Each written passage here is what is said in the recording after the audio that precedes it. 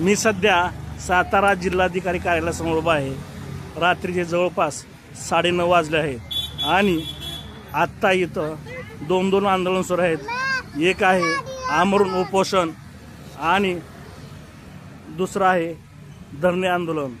इकडं पलीकडे आहे धरणे आंदोलन आणि इथं आहे आमरण उपोषण। खरं तर शासनाचा कारभार किती गळताना असतो याचं मूर्तिमंत उदाहरण म्हणावं लागलं काय, कारण एकाच वेळेस दोन आंदोलनं, या आंदोलनाची कुणी दखल घेणार की नाही। आता आपण सध्या अशाच एका आमरण उपोषण धरलेल्या आंदोलकाशी बोलत आहोत। मी मिलिंद वामन कांबळे, समाजसेवक सैदापूर, सातारा भागातून जेव्हा समाजकार्यामध्ये मी पडलो तेव्हा आवाज जरा मोठा। समाजकार्यामध्ये जेव्हा मी पडलो तेव्हा तहसीलदार कार्यामध्ये मुद्रांक विक्रेता लायसन नसताना देखील बसतात या विषयावरती बसलो होतो आणि त्यांना तिथं आतमध्ये गेल्यानंतर मुद्रांक विक्री करत नसल्यामुळे मी त्यांना निलंबनाची ऑर्डर टाकली। तेव्हा त्या 8 जणांचं निलंबन केलं आणि निलंबन केल्यानंतरही ती लोक तिथंच बसतायत मज्जाव करून। हे जरा दुर्दैवच वाटायला लागलं। एखादा चांगला गरीब माणूस तिथं जाऊन जगेल अशी काही अवस्था तिथं राहिलेली नाही आहे। म्हणजे आता सध्या मुद्रांक विक्री करत नसताना देखील त्यांचं निलंबन झालं तरी तिथं बसतात आणि तहसीलदार कार्यालयामध्ये अतिक्रमण झालेलं आहे। वकिलांनी अतिक्रमण केलेलं आहे, बरेच लोकांनी अतिक्रमण केलेलं आहे। ते अतिक्रमण बाहेर काढावं, त्याचा हटकाव करावा यासाठी मी धडपडत आहे सध्या। आणि त्याच्यासाठी पहिल्यांदा एक बार उपोषण केलं होतं। त्या टायमाला आपण RD साहेबांनी मला बोलले की तारीख देतो, तारीख दिली आणि मला तिथून बाहेर काढण्यात आलं आणि परत त्यांना बोलवलंय आणि मला त्यांनी सांगितलं की तुम्हाला एक तारीख देतो, पण ती तारीख त्यांनी दिलीच नाही, नुसती फसवणूक केली माझी त्यांनी। आता परत उपोषणाला असलं आमरण उपोषणासाठी, तरी मला वाटतं त्यांनी अजून तरी माझ्याकडून कोणी आलेलं नाही।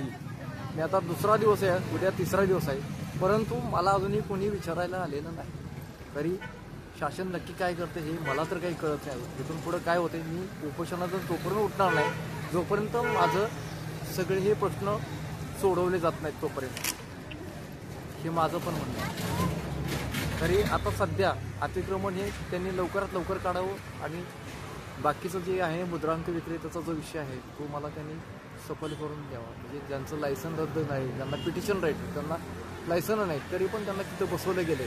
त्यामुळे मला वाटतं की त्यांचा तिथून हटकाव करावा आणि नवीन जीवन करणारी गरीब लोकांना तिथं कामं मिळावी ही माझी इच्छा आहे। हेच माझ्या समाजकार्याचं सर्वात मोठं ध्येय आहे। तोपर्यंत मी आमरण उपोषण सोडणार नाही, जोपर्यंत ते माझं काम पूर्ण करत नाहीत तोपर्यंत। एवढीच माझी विनंती। तुम्ही बघितलं की शासनाचा कारभार कसा असतो। शासकीय इमारतीत जर काही बेकायदेशीर प्रकार होत असतील तर थांबवणं ही शासनाची जबाबदारी आहे।